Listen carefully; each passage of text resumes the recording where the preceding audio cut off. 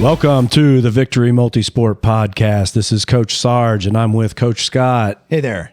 Coach Kenny. Good morning. And we're glad to have everybody back, and we're glad to bring you this very special episode of the podcast, which is Ask the Coaches Anything. Let's go. So our athletes have submitted many questions across about 5 or 6 different themes, and we're going to make a great attempt at answering those questions, giving you a little bit of backstory on the coaches, a little bit deeper into the philosophies that we all believe in, and really have a good time here answering those questions. So the very first question that's up is, what started you as a coach in your life, and what keeps you going as a coach? Kenny. All right. So started me, Springdale Dynamos. This would have been in the 90s. I lived in Cheswick. I was just working for my company, and I was kind of just skating by in life. And I had these Billy Dugan and Andrew Weber would just keep showing up at my house. Can Kenny come out and play? Okay. But these guys are like 11 years old. Right. And I'm like 25 or 26. Can Kenny come out and play? So it tells you a little bit about me. And so, I mean, when they were trick-or-treating one time and I ran out of candy and I gave Billy Dugan a pound of chipped ham, and his dad's like, did you really give him Isley's chipped ham? I'm like, I didn't know more candy. I don't know. No. So I wanted to give back, and Springdale wasn't an area that was like Treesdale, had a lot of money. So, I mean, I was buying equipment. I loved being on the soil with them. I think the best hour and a half of that week had to be me just going there with nothing more or less than watching these kids absorb everything you're telling them, life lessons, baseball lessons. Mm-hmm. And that group I put together, they really hadn't won anything prior. We ended up winning the Allegheny Valley Championship, and we went a long way into our districts for the Little League World Series. And it was funny in that place. Springdale was black and gold, and we had the Dynamo spark plug logo. I changed our uniforms to the Cleveland Indians at that point. I didn't know anything about it. We were the Springdale Indians.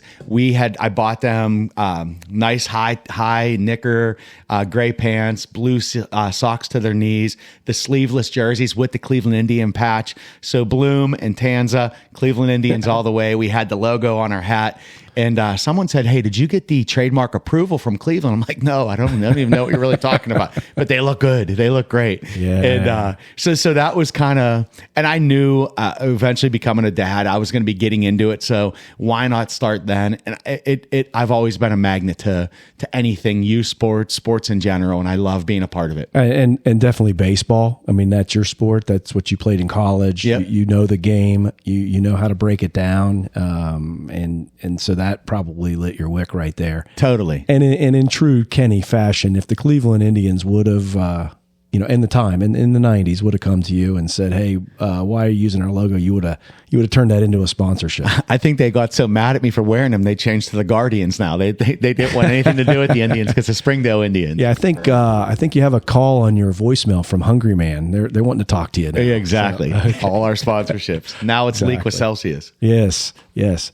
Coach Scott, what about you? You've been coaching for a while. Yeah, for me, it was also youth baseball. Like as a player, when I was a, elementary school kid, my dad offered to be one of the coaches of the team.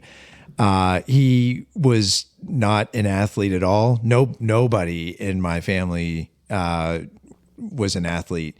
But for whatever reason, I kind of gravitated towards sports, and I loved baseball as a kid, and my dad picked up on it, and just being a good parent, leaned in and was willing to be involved and was, there for practices and the team and stuff like that. And that always stuck with me. Just as I was getting older, I thought, wow, that was really, nice at the end of the day that he was willing to do that and be involved. And so then as I got older and those opportunities came up, it just felt natural to be around my children in whatever they were involved. And it just so happened that it was my oldest that got involved with softball. That's how I met Kenny. And I literally would just go hang out around the practices.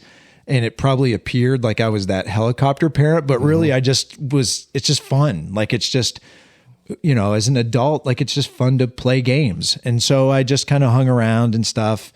And Kenny was super inviting and said, hey, do you want to help out? immediately jumped at that opportunity. Right. And it was a great time just being on the field and playing catch with kids and hitting ground balls and all that stuff. And I didn't really think of it in terms of coaching. It was just more of like participating and just being involved. Mm-hmm. And then over time, as my oldest grew into running, I had an opportunity to volunteer at our local middle school when she was a student there and running. And they needed help. And so then I took that opportunity as well.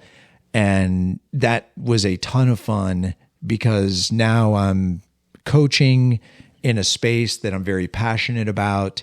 And that for me really had traction, right, to the point where I'm still involved. I'm an assistant coach at our local high school.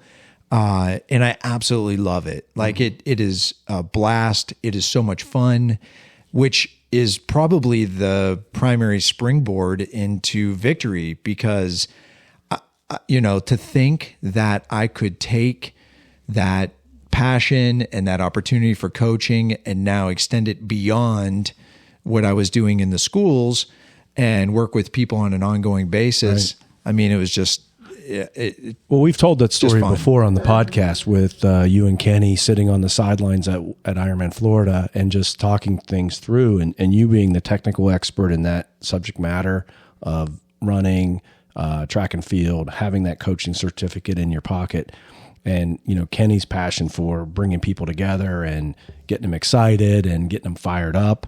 That's how victory really started. And the other point I would want to make is, anytime you talk about running, anytime you talk about track and field, anytime you talk about whether they're the kids, whether they're our current athletes, any of this athletics, we can tell that's what lights you. That's what fires you up. That's what if someone dumped $1 billion on your front lawn, that's what you would do. You would coach, you would do this. And that's so awesome to have that energy and to have that passion behind it. So appreciate that. Really cool. We can feel that very, very much. And well, with your coaching too, it was softball.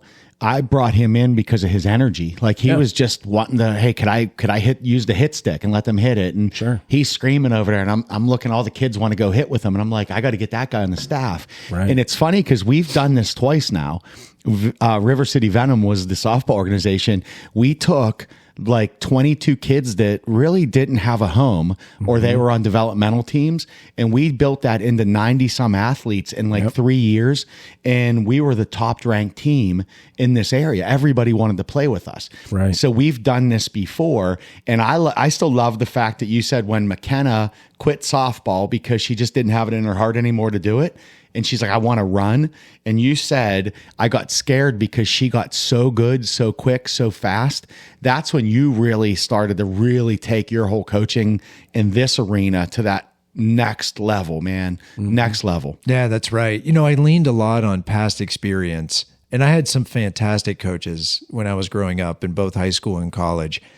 And I leaned a lot on that at first. And then when my daughter ended up getting very fast, and we had another athlete on the team as well, a boy athlete that's presently at Florida State now that was screaming fast. The two of them, they really scared the hell out of me because I started to question my knowledge base of what I experienced versus what could be out there. I just didn't know. And so very quickly I dove in on the education side, and I was very open-minded, very willing to take others' feedback and opinions and just figure out what is the best approach? What is the best approach for these athletes as individuals even? And recognizing not all athletes need to be coached the same. Right. And so that is where I felt like from an evolution perspective on the coaching side, I really sort of, I just kind of gravitated towards more of, embracing some of the technical stuff and then also trying to mesh in their stylistic, combining kind of the art and the science. Sure. And you're all in. Like, this is not like, oh, I bought a book and I read it. Or I took an online class. Like, you went to Maryland for like a week. And you were like intense in classes, in track and field and coaching classes for a week. at least, right? And it's funny too, because I'll touch on this later on, but when I did this, I didn't even think about like, my age or anything like that. It never once entered my mind. I literally just went online and I was like, what is out there? What can I do to further my education? And one of the things that popped up was a USA track and field school, and it was in DC. So I was like, look, I'll drive. Like I signed up for it, paid for it, drove down myself, walked in the room, and it was kind of funny because at the time, I was in maybe my mid 40s. I didn't realize I was going to be like 20 years older than everybody else in the room. It's just kind of this moment. I kind of walked in, head down, book in hand, like all fired up, ready to go. And I looked around and I was like, whoa, yeah. But I didn't care. Like I was like, man, I was into it. You were all in. Yeah. It's a great point, Scott. I mean, I think all three of us and even some of our other coaches that are on staff, I don't think that's come into the equation. No one's ever brought up about, do I really need to do this now in my life? Like we've all been about, let's do this. Let's go. Let's learn something new. Let's expand our brain or our knowledge and just try to, continue to be a student of life and a student of, in this case, triathlon and sport. Because that would be, and I've met people that aren't that way, even like some grandparents that are like, yeah, why are you still doing that thing? Like, when you going to retire? Like, no, I'm doing stuff. Like, I'm not retiring. That's just another reason to go faster, right? Or go do more. So that's really good point. For me too, and admittedly, I'm a selfish person. Like I have no shame with that. Like, and it's helped me in some spots. It hurts me in others in life. And I get it. It's okay. As I get older, I just reconcile it and I'm all right with it. But in a case like that, where I walked into that classroom and I had my intention of gaining education, it wasn't anything about me. It was about getting knowledge and education for the athletes that I was coaching. Oh, yeah. And so then in moments like that, I was like, oh, well, maybe I'm not as selfish as I thought. Maybe I am putting others first. And then when you have kind of those moments, you realize, maybe you're a little bit different of a person than what you always think that you are, and that you're just capable of achieving more than you ever thought. 100%. So good, really good stuff.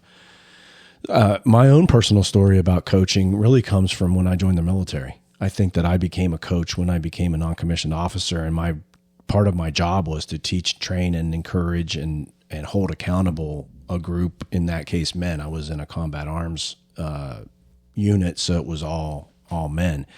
And they're from all over the country. They're completely different.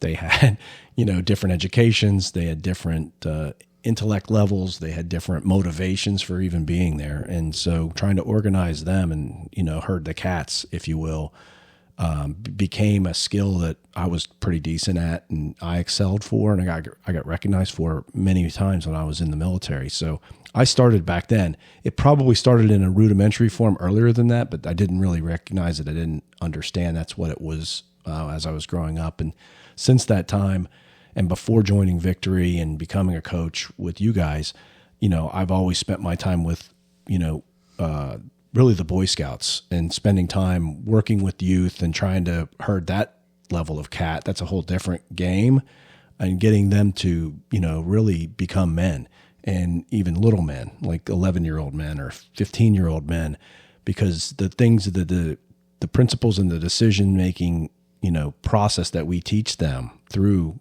being outdoors, being self-sufficient, being able to make decisions about weather, temperature, how to pack, how to think ahead, I think are really important life skills that we give them. And so we've been doing that. I just look back now because my son's about to graduate out as an Eagle Scout and turn 18 at the end of this year. And we'll have been doing this for over 13, 14 years, from when he was a little tiny dude, all the way up to now he's taller than I am. So it's pretty amazing. And I told a story earlier today about even seeing some other kids that are now becoming Boy Scouts that I started with when they were kindergartners, and they're looking up to me like, oh, Mr. McBride, he's like Mr. Scoutmaster, and I kind of am because I've done it all. And it just giving back in that way, I hopefully pays that forward. Even after I'm gone, these men and their families will benefit from the time they spent with me. I wish you were my scout leader back then. I got kicked out for shooting a bottle rocket in Nelson Noto's tent when he was sleeping. Oh, man. And it got caught, went through his tent, caught on fire. And my mom was like, "What did you do?" I'm like, "You don't want to know." No, you don't I ask. think you want to know. Don't ask questions you don't want to really know the answers to. So what could my life would have been if you were leading me into a man as 11-year-old? We would have fixed it. So, or you'd have done a lot of push-ups. So, all right. Good stuff, gents. So switching the script here a little bit, one of the very first questions the athletes asked, and a couple of different athletes brought this up on the survey, is what is the thing, and I kind of giggle, what are some of the things that the athletes do that drive you nuts, if you will? Can we go first? Yeah. Not uploading your workouts. Because we can't, when we see red, we assume you didn't do it. Mm-hmm. And then we'll call and say, "Hey, did you not have your workout today?" No, we did it. It's good. But we don't know that. So I don't know how your heart rate was. I don't know if it was stressor. I didn't see a comment in there.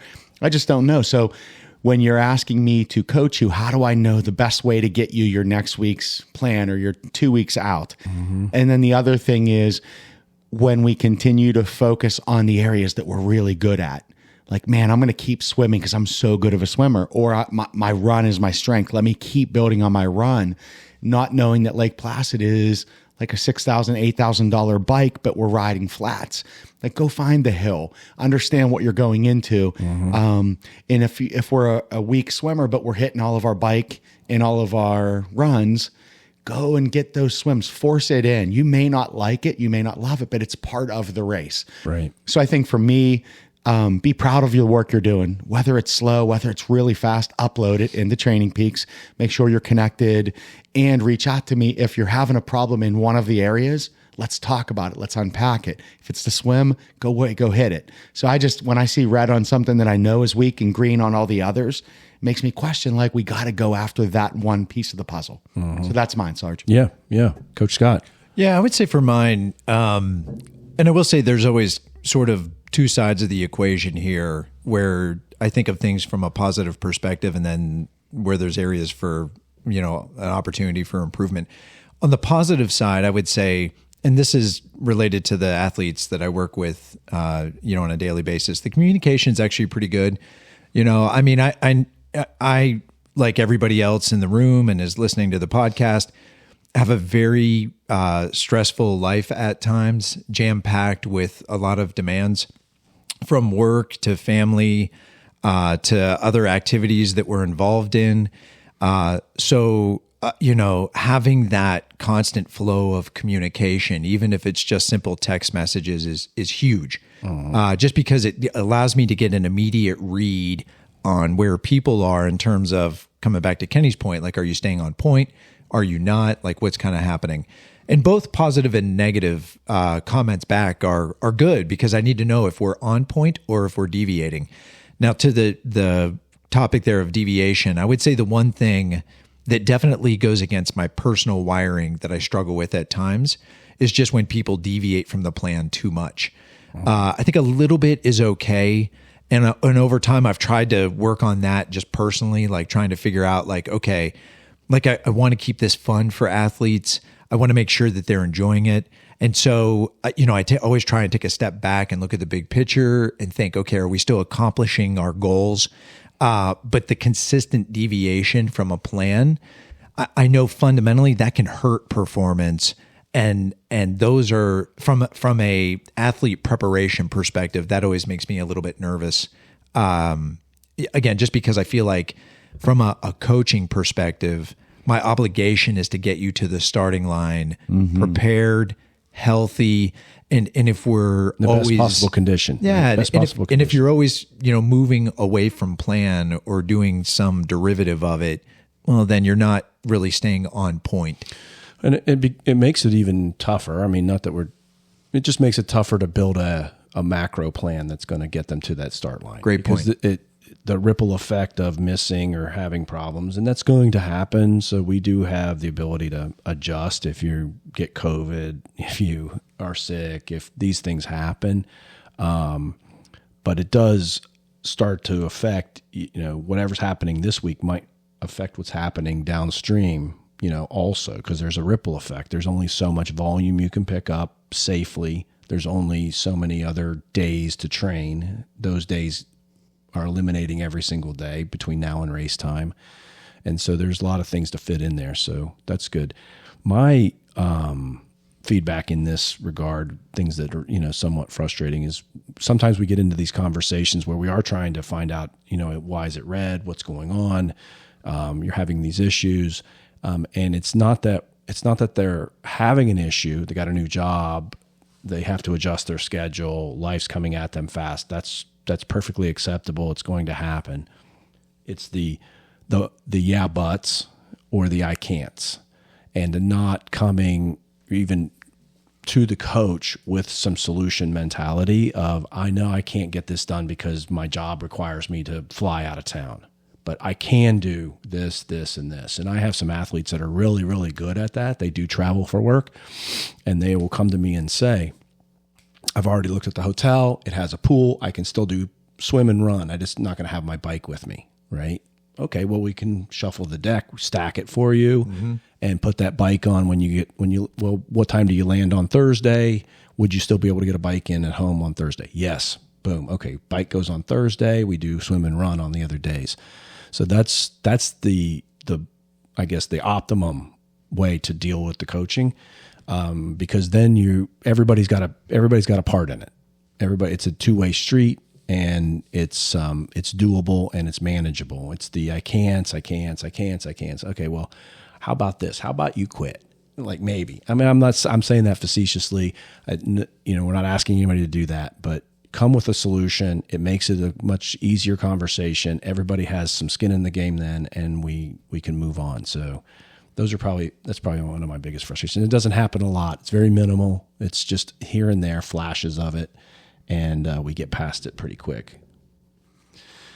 Awesome. So ticking off other questions, Doc Pinion came to us on our survey and asked if we would all chime in a little bit more about our upbringing, not necessarily in sports, but just where we've come from. He actually listed from ages 12 to 35. I can't even really remember back that far. No, I'm kidding. But, so Scott, why don't you go first on this one?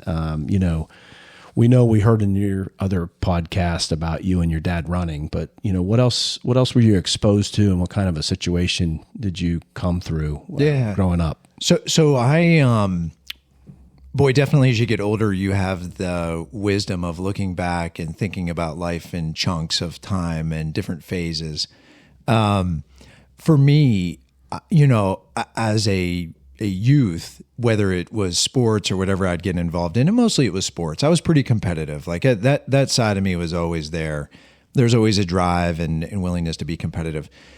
But it was when I graduated undergrad. And so I started a pattern for a couple of years out of school where I would just work 9 to 5. And I had a great introductory job at the bank. Wasn't making a lot of money. I actually had a part-time job on the weekends delivering furniture as a means to try and help pay student loans down, stuff like that. But, other nights were filled with like video games and stuff like that. Like it was, in hindsight, looking back on a couple years out of school, it was not a good pattern that I was falling into.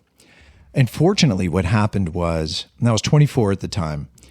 Actually, I was 23, I guess. I was diagnosed with melanoma. So melanoma is a skin cancer that is fatal if it's not caught early enough. I had no clue. I'm this 23-year-old kid.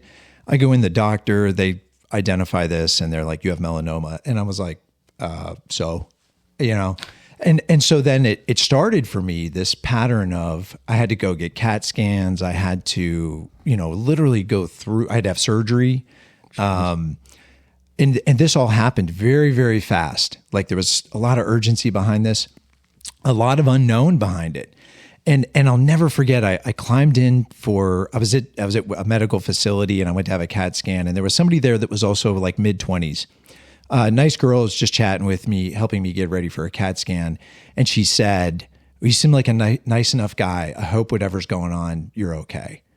And I was like, what? Like, oh my God. Like reality check of all reality checks right there. That was literally to the second. That's when I had my moment of mortality. And I'm so lucky that I had that at 23 years old, because I remember walking out of that medical facility and thinking, man, I am not wasting another minute of my life. Like, there are so many things I want to do. And I know the term bucket list gets kicked around or whatever. And I did not have a bucket list in mind, but I just knew, like, man, there is unfinished business here, and time is wasting, and I am going after everything. And I don't, I just put blinders on, for lack of a better term, and I tuned out all the noise. And then I identified what I wanted to go after, and I had singular focus, and I went after it. So one of the things for me personally was that I wanted to go get my graduate degree, because in my family, my dad was actually the first person to ever get a college degree, and it took him a while to do it. And so I thought, man, I'm going to go one better. I'm going to go get my graduate degree. And so I went through this process where I had applied at a top business school, and initially I was rejected, or it was like we're not sure. Why don't you come in and talk to us? So I show up, I go in there, I talk to them, and they're like, you know what? We're not sure. You've got some questionable undergraduate grades. And I was like, what can I do?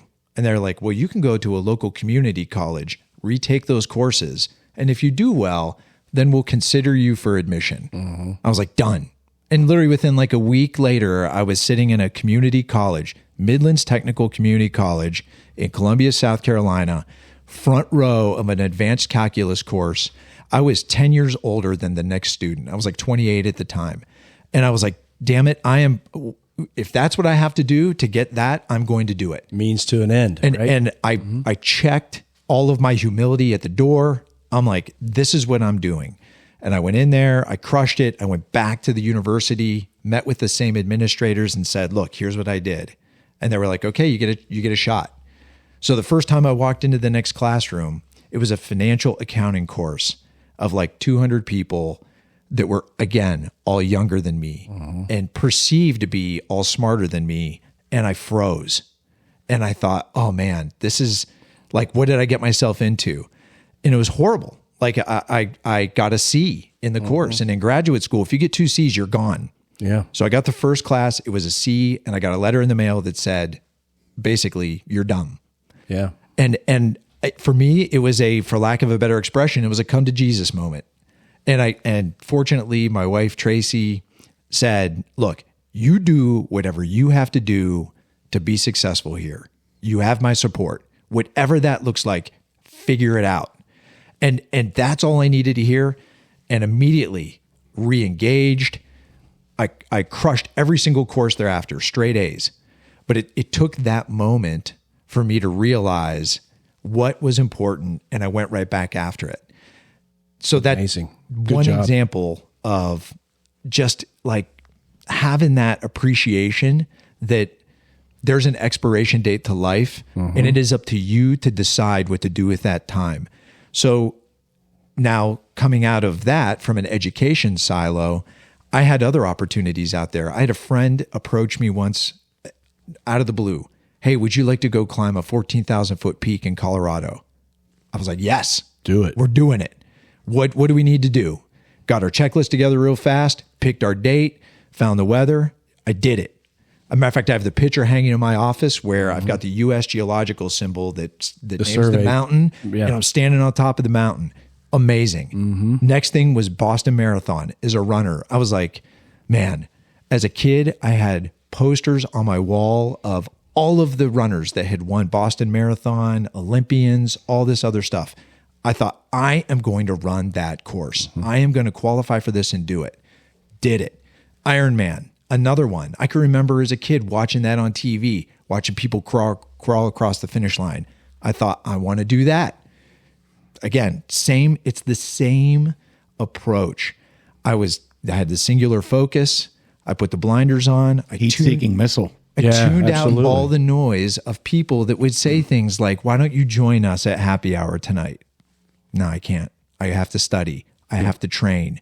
I want Hey, are you this. still doing that running thing? Yeah. Why, Like really asking I like am. really Why are sideways you doing questions, this? right? Real sideways. yeah, people, why are you doing this? And immediately in my head, I was like, dude, you don't understand You life. don't even know the unlock Why that's about to aren't you happen. doing this? Why aren't you doing something other than just sitting on a stool? Yeah. Let's go. Yeah, Get yeah, up. yeah. Life is a participation sport.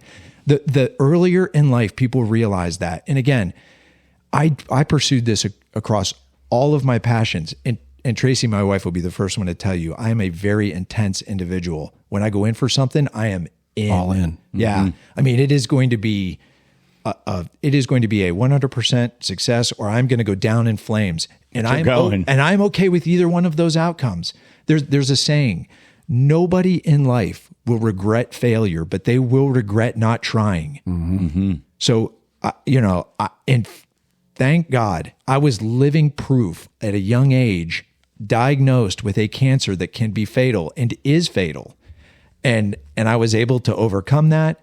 I had a moment of clarity, and I squeezed every minute out of every day. When I look back at life, that's the one thing I want my kids to say was like, man, like dad lived life. Yep. Likes to go guy. You bring up a couple points, and I'm going to go ahead and tick them off because they're actually in the questions. So you bring up the point of what you could have called in that first graduate level class imposter syndrome, right? Why am I here? Am I good enough to be here? You know, like you said, perceived that everybody was smarter than you in the room, type of thing. And I think that to answer the athlete's question about how do you deal with that, you do exactly what you did. You wake yourself up, dust yourself off from whatever you feel like you're in, and just keep going. Everybody deserves to be where they want to be. And are they going to be coming in as a pro athlete to triathlon? Probably not. They're especially if it's their first one, 100% no. But they deserve to be there just like everybody else. Your bike racks just like everybody else. The course is the same as every other athlete that day. And you have this same opportunity to accomplish your goals. And your goals are just probably going to be different than the guys to the left and right of you in that bike rack. So, the one thing I always remind myself too, everybody comes from somewhere. Like there is no magical place that certain people come from that gives them an advantage over anybody else. And to be quite honest, you can draw positives out of anything from your background. I mean, let's keep it real here. We're all from Western Pennsylvania. I'm from a small steel town in the hills. I'm not privately educated. Right. I had to fight and claw for a lot of stuff in life. Yep. I take pride in that. Like I'm okay with that. There's some grit and determination For sure. that weaved into the fabric of who I am. And, Sure. and I'm good with that. And if that means I'll go toe to toe with anyone, then let's go. Yep. And if I lose, I lose. I'm Scrap okay. it out. But Yeah. at least I feel confident in who I am, feet on Yeah. the ground. And, you don't have to have, so if you bring it to this sport, you don't have to have, there's no ideal body type. There's no there's no particular model that exists out there that says you have to be X. It literally is just going to be what can you do to toe the line, and that's true of everything in life. Kenny talks about it at his day job, but he does it in everything he does. And it's talking about getting in the corners and getting dirty. Like you'll do that. You don't care. Like everybody else is avoiding it. I don't want to go meet that client. They're going to be a pain, but Kenny goes and writes the paper, man. I love it. And that's why I think I've always said to our athletes, like when you go to your very first Ironman, go early. Yeah. Go early and go to the village as much as possible. Be around athletes as much as possible. Because as soon as you understand they're the same bike shorts you're wearing, they're the same calf sleeves you got on, their bike might be $10,000, but guess what? It has the same race wheels on and yours might be 8 and they have a different engine than you do, but you belong. And it's like Tugboat said it, just be. You don't have to be number one, just be. Right. Show up and be. And Yeah, I think, fighting it out and going in the corners and saying, hey, you knocked on my door. I'm answering the dang thing. And whatever outcome is, I'm okay. But I know I put my best effort into it, and we're going to let it go. Absolutely. I love it. So Kenny, since we're, you're on here now, where'd you come from? I mean, you were 12 years old. You already talked about a Boy Scout, getting in trouble with Boy Scouts. But I had a little checkered history, and I think a lot of the Victory guys know, but for the listeners out there, I grew up in just kind of a different household. My dad was addicted to gambling. My mom was an alcoholic, and being in an addictive household, I could have went a couple different ways. And one of the things, that I always did is I loved my mom and I loved my dad so much. And I knew I had that compulsive behavior. I knew it. I have it today. And to Scott, like when he says he's an intense person, I'm intense too, different ways of intense. There's an intensity that I'll bring to the table of I want to win. And it's not that I want to win in certain ways. I want to be the best human I can be. I want to be the best athlete I can be. I want to be remembered as somebody that didn't just bring one person into the sport, that brought the mice of men. Like I brought 1,000 people with me. I want to be known as a guy that put others first. And growing up in that situation, I was fearful of getting caught up in alcohol or getting caught up in gambling. I mean, I remember waking up to, hey, your dad's leaving, say goodbye to him, waking up to, hey, your dad made a $10,000 bet in a USFL game. Like, I don't even know how you find a USFL game or how you find a line on it, but somehow $10,000 went up on it to get the kids out of the house because something bad might happen. And so it was just a checkered past, and I didn't want that ever. And I knew that if I could draw a line in the sand and say, I'm not going there, but where I am going is I'm going to pour myself into being very good. If I'm a janitor, I'm going to be the best janitor. And if I'm a sales guy, I'm going to be the best sales guy. And if I'm a manager, I'm going to be a best manager. And so I just wanted to excel. And I landed in having a great job, but that job didn't have like what I was looking for. It supports my family, but it didn't give me the outlet to coach or to build something. And that's where building Venom to the nth degree and building Victory and chasing this down. And it's no surprise that I've done an Ironman. When you grow up in that compulsive behavior, finding, like Harley said it, addicts chase something more. And that's why he's going to do a 250-mile run in May, right? Because he's running from something or running to something. And that's where it took me to the sport. Was I just didn't want to see the demons of behind that controlled my dad or controlled my mom. I control me, and I'm never going to let my past dictate who I am. I'm going to rewrite the narrative, and I'm going to create a book that hopefully when I go home to God, someone's going to someone's going to say to Lorelai, man, your dad was a really good dude. Right. Like, man, he changed my life. Because when my mom died, people came out of the bushes and just said, your mom saved my life. Your mom got me off of alcohol. Your mom gave me her boat when I didn't have a house to live on. Right. That's what I want to be remembered for. And absolutely. That's kind of what I grew up with, is just dealing with some stuff, but never let the stuff control me.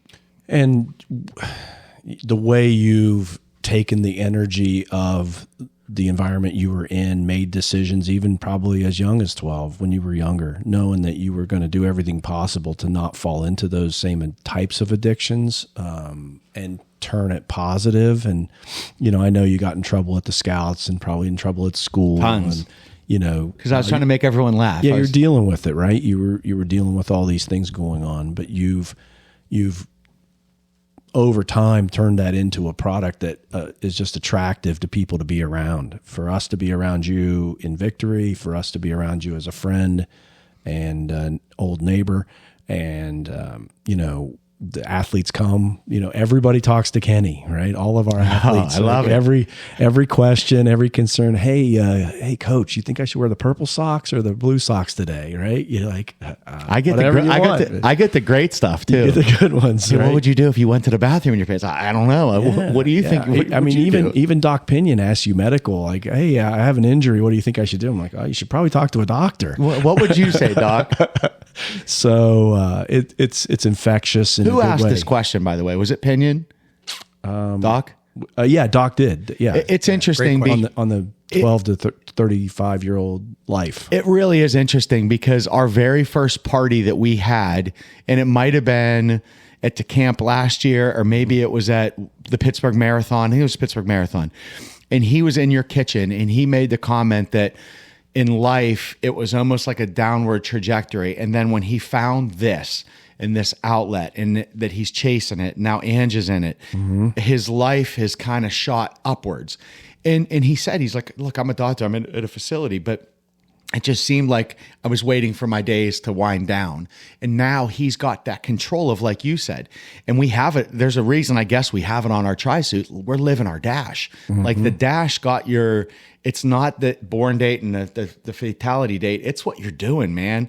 Like I know he wants to ride his bike across America. If somebody said there's 4 people that want to, yes. Yeah, he's in. Yes. Yeah, without a doubt. Yeah, absolutely. He's just waiting for that opportunity, target of opportunity. Moose. Sarge, Call him Moose. You've made this point before too about surround yourself with good people. Yeah. And that's what I know the theme is that you're touching on right there, Kenny. It's like you surround yourself with good people and good things will happen. And that's exactly what that is, Yeah, I think that's what all of this is. you're seeing a quote about that, and I think it's show me your support and I'll show you your success. Show me your friends and I'll show you your success. You're seeing it quite a bit recently. Absolutely, 100%. So That's a good one. That was a really good one. it's a good question. And, my own story is, I was troubled. I didn't want to be in high school. I hated school. I hated the structure or the environment of school. I realized later now growing up and, living through more things that I really enjoy learning.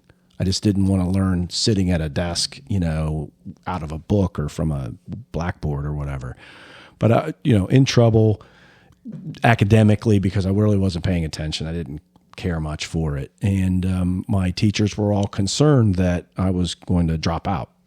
I hated it so badly that I was just going to disappear one day and not come back to class, right? And back then there was not cell phones and texting and any of that. So I don't think the school ever called my parents one time for any of their concerns. They just wrote it out and just went with it. And, but be that as it may, I had buddies of mine that were joining the military, and I'd always wanted to be in the military from very young, played Army, but in a way in my head that's what I wanted to be in the military. And the one buddy who's joining the Marine Corps because his uncle was a Marine actually during the Cuban Missile Crisis.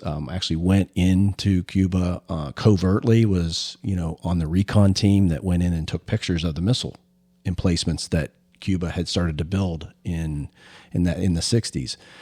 And so he was very motivated to join the Marine Corps like his uncle and become that. And so I started following him to the recruiting station, going with him, and I said, well, my dad was talking about the Air Force. He's like, well, don't you want to be the best? I'm like, well, hell yeah, I want to be the best. He's like, well, you got to join the Marines then. So I'm like, all right, I'll join the Marines. So I joined the Marines really early in my mind by hanging out. And then when the time came, you could join 1 year before you could ship. So delayed entry program. So I joined on the day, like 1 year. So for 12 months, I sat having signed papers, having gone up and been sworn in actually, and in Columbus, Ohio, and they swear you in, and then you go back to school and you finish your high school. So my teachers didn't know I needed that diploma to be able to ship. So I had to stick it out as much as I hated it, grind through it, get my C's, maybe a B or an A here and there if I kind of liked the subject or the teacher for the quarter, but then I'd get a D the next quarter. It was just very all over the place.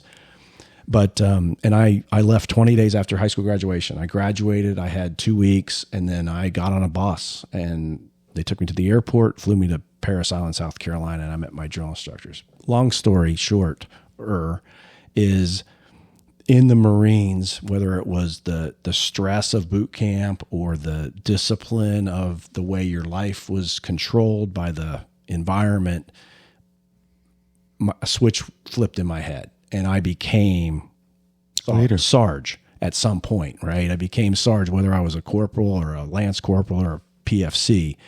And I became really good at leading a group, and even more so than I was in high school. And I look back and I actually was. I could get anybody to get in trouble.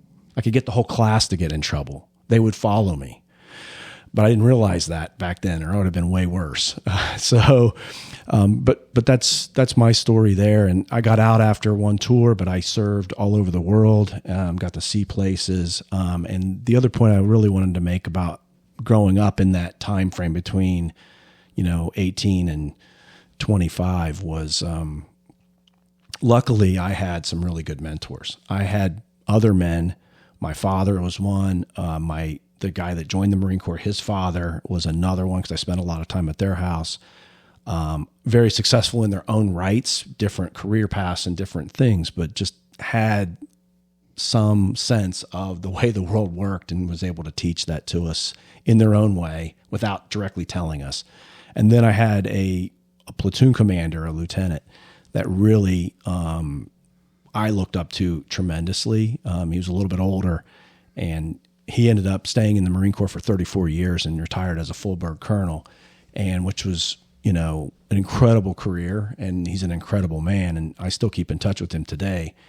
But he was one that really helped me, become better at what I did. And, in some ways I was impressing him with my willingness to do things the right way.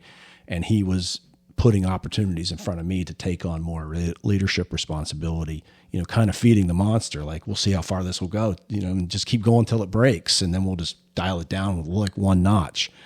And that was my experience in really growing up. And then that just translated into getting out of the Marines, working in a couple different jobs, but finding a career with, the company I'm with now. And, last week I crossed 30 years with that company.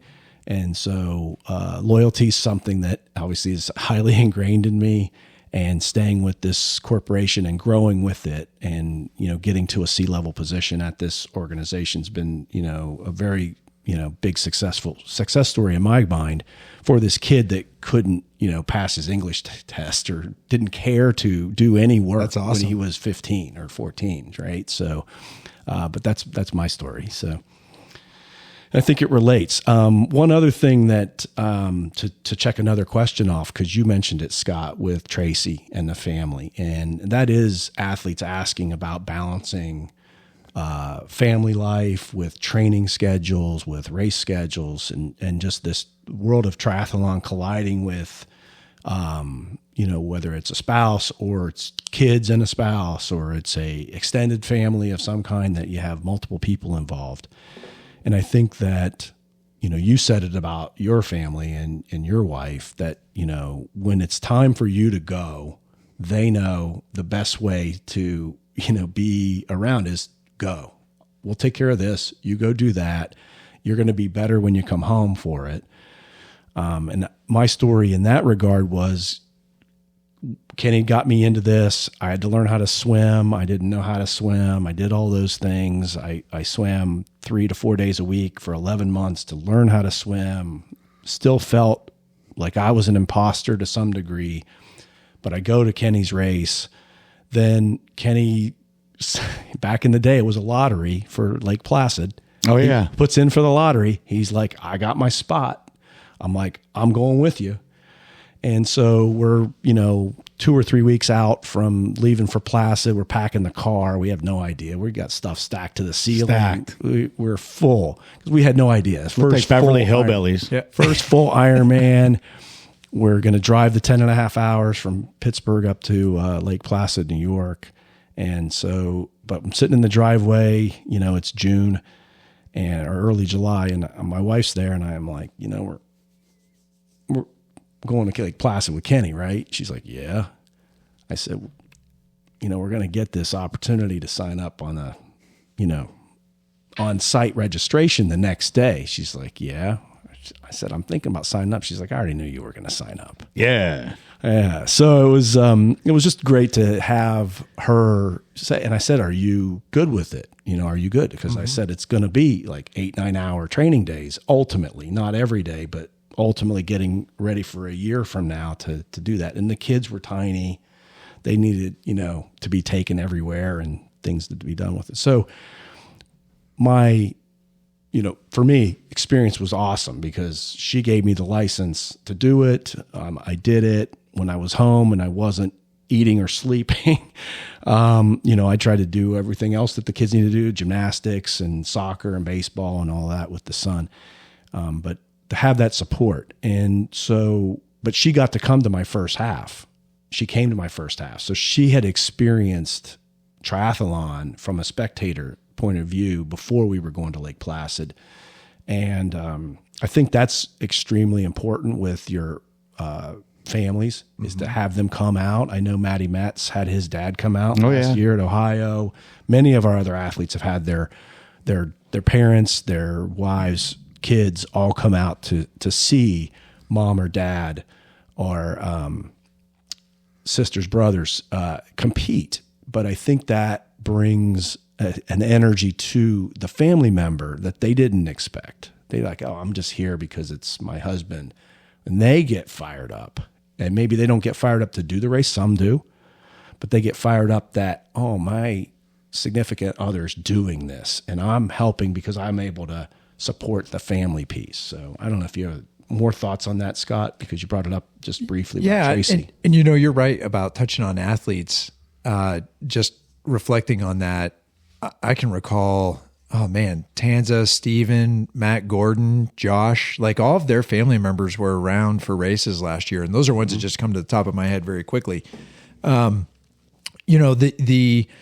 would say my personal experience with it has always been just the communication with family members up front about intentions for the year. Like, hey, I'm considering doing this race or that race. Are you okay with it? Like, making sure that they understand the training that's lies ahead, and then, asking like, do you want to go to this destination? And if you don't want this race, then we can pick a destination that you like. That's smart. Very smart. Yeah. I want this to be fun for everybody. And usually the communication is the communication's very open and honest and clear. And there are times where I've had to defer races or pivot off of races because of family needs, and that's okay.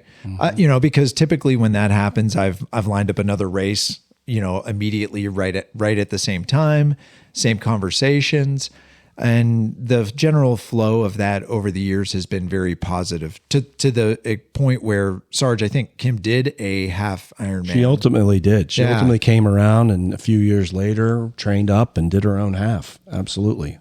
And we have couples now, like the Hollies that were just here. Like they did the same thing. One of them got involved, Ben then came after and said, yeah, this is awesome. I want to do it as well, just from being around the environment, the other athletes. It's contagious. Yeah, it is contagious. Yeah. And for my wife's race, she said, are you going to race? I'm like, no, I'm not racing. This is your race. Yeah. I'll watch the kids. I'll carry the stuff. I was the Sherpa, Ironman Sherpa for that particular race. And it was awesome. And we've seen our athletes do that as well, like Snipes and Kindley. They also took turns back and forth. Like I think that dynamic, as you watch that play out with your family, it's all about the relationships, the communication. And then once that all is open and honest, then there's buy-in, and it just makes the experience that much more enjoyable. Yeah. And I think you're seeing it. Val yesterday was there for Shane, and it was his birthday, and he ran 8 miles very fast. And he's going to do it 26 miles, but he said, hey, this is your journey. I'm here to support you. But she said he's going to get the bite, of being around this, being around the energy. And he's already commenting about, wow, this energy is unbelievable. My biggest thing, honestly, is the communication, asking the time, what's going to be the time for this, where and when. But also, like, don't be selfish. Like, if you know you can get up at 4 a.m. and do your 3-hour bike ride, do it. Nobody's awake. Yeah. Nobody is awake. Get it done before, and then there's no interruption. If you have a new baby, get it done in the morning, and make it about, hey, everybody else first, me last. Because I tell people all the time, if nobody's at the finish line, what did it matter that you did everything? Right. So if you can get your stuff done, I've always found like, oh, I couldn't get out of bed. I was sleeping in. So when are you doing it? 8:00 at night, when you could be chilling out with your wife or chilling out with the kids. Do it in the morning. Be intentional with, hey, this is the commitment I'm going to have, and I'm going to go at it, and I'm going to stick to this. It's so funny you mentioned that about family and stuff. And drawing back to my recent personal experience when I was in Florida, that race was one of my favorite Ironman races of all time. And it just happened for me for multiple reasons. One was I didn't think I could go this fast at this age. Oh, you brought it. So that was fun. Like that was a nice, fun surprise. Also because I had to train a little differently for it. So I was a little bit, unsure about, am I going to actually perform even decent? But the most important part of that was there's a picture, because it was in the middle of December, it was in Florida. There's a giant Christmas tree in this park with my entire family that included my sister and her kids. So this was an opportunity for my parents to have both my sister and I present with our children. Oh, it probably meant the world. Oh, it was amazing. For them, and you got to do a race. And the funniest comment was my sister said something like, I feel like this is like 1987 all over again. We're sitting here because we were waiting for the roll down announcements for the world championship. For the awards. And we're just hanging out, like chatting, but like we have this giant amount of time to kill. And she was like, man, this feels like 1987 all over again. We're just waiting around in an award ceremony. And I was like, oh, that was cool. And you could tell like my parents, my dad in particular, like really appreciated it. Like no hurry to go anywhere. And we were just chatting. It just made it became less about the race and more about just being around one another. Right. And so close on that roll down. Coach, so close. We'll take another shot. No, Yeah. We're coming with the claws and the fangs sharpened. That's right. Sandusky, here we come. Awesome. So changing the subject again.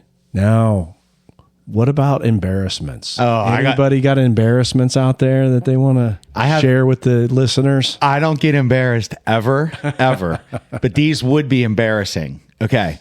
So I grabbed the wrong bib at a 5K. I was pushing Lorelei on the stroller. I had a bib of somebody that was 60 years old. And it was a lady like Laverne Williams or something like that. And I ran with it and ended up winning the age group because somebody passed me and I'm like, oh, no way. I'm pushing Lorelei. Lorelei loves it. Her hands are going crazy. Her feet are out. And I ended up winning this age group and they're like bib number 42. And I looked down and I'm like, oh, snap. Like I won it. You won the 60-year-old and up female division. Oh yeah. And Murph was like, just go get it. That's an age group win. Go up and get it and just say you're Laverne. And I'm like, no, because then it screwed somebody else out of that. Right. So that was one. The other one would have been, and it wasn't embarrassing, but my swimsuit was my wetsuit was always very worn, especially in the groin area. And it developed like a dime size hole right in the crotch area. And everybody knows before you race, you always feel like you have to pee. It's that nervous energy. Yep. So there was a good period of like 5 or 6 races in a row, like Edinburgh Dam Tri, Mighty Moraine. And I think it hit the head was in Ohio.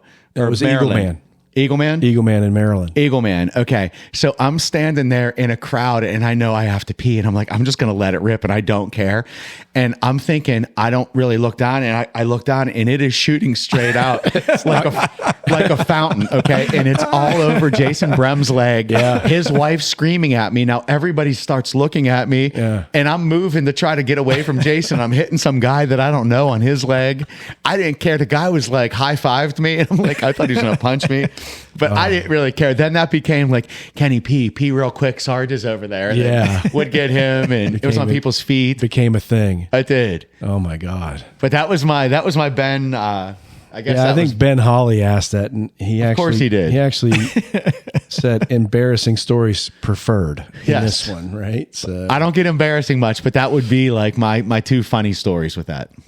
yeah, Coach Scott, I think that you got anything that you'd be willing to share with the listeners about him being embarrassed? Yeah, so when I was in college, we would do 2-a-day workouts. We would do a morning workout and an afternoon workout. And because I was on the team, from a class scheduling perspective, the coaches always encouraged us to take morning courses so that we could leave practice in the morning, go straight to our class, and then have the afternoons wide open again for training needs.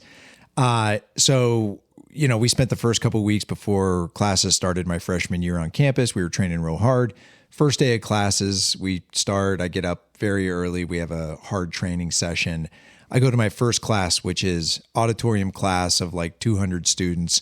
I thought, oh man, I am going to like start off on the right foot academically. So I walk in, I sit in the front row. I'm sitting up straight. I'm all proud. And like 10 minutes into class, I realize, oh my God, I'm going to have diarrhea. Like that workout was way too hard.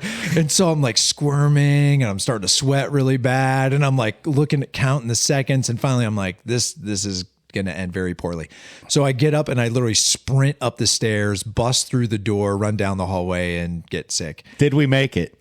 We made it. Okay. Ooh. But I didn't need to know that question. But I didn't learn anything. Yeah. So the next class I thought, well, this isn't going to happen again. So I show up front row, same thing happens. Within like 10 minutes of class. Next class happens. I'm like, okay, now I've really learned my lesson. So I walk in the next class and I sit all the way up in the last row, right beside the door. Same thing happens. It's just I don't have to run in front of everybody. Professor calls me out after class. He was like, what is your deal, man? Like, what is going on? And I just told him, I was like, look, I'm deep, bro. I like it. It happens. With HIPAA now today, man, you're not asking that.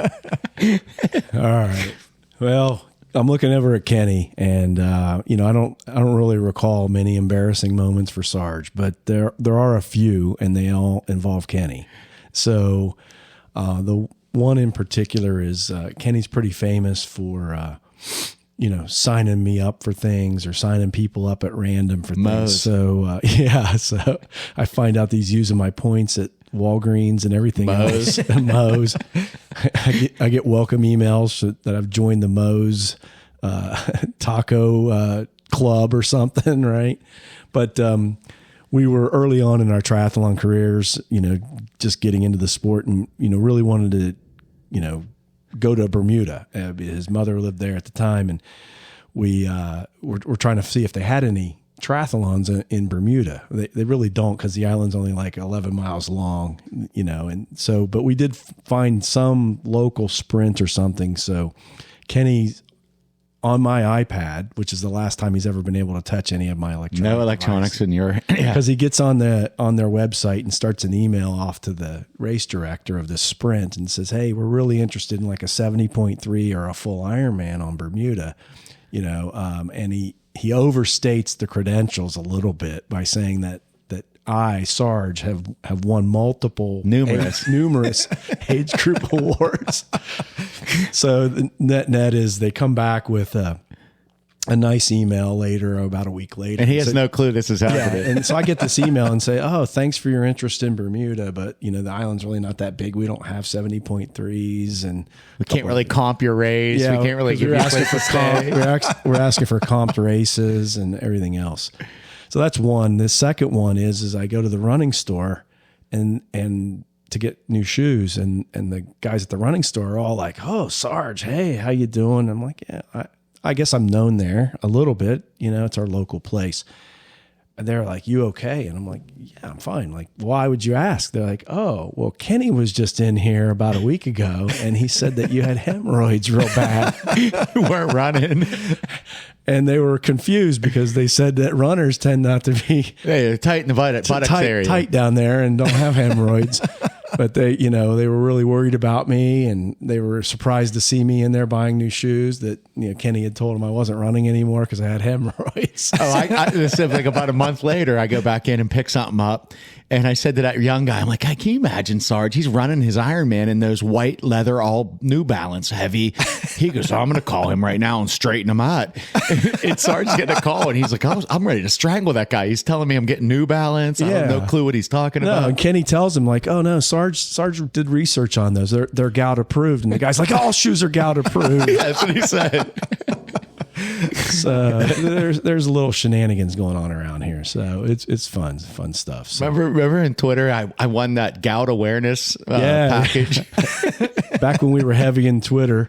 What did you win? I don't know, a basket of cherry juice, a basket of like anything to take gout away. Yeah. And I go, hey, I won this. And he goes, what did you win? I go, a gout awareness package. He goes, do you have gout? I go, no, but I talk about it quite often. Talk about it on Twitter back in those days. So awesome. Well, guys, thank you very much for joining today. For the listeners here, this is going to be a 2-part series. We have a lot more questions to go through. We're going to pick back up with a part 2. So thanks for listening to the Victory Multisport podcast.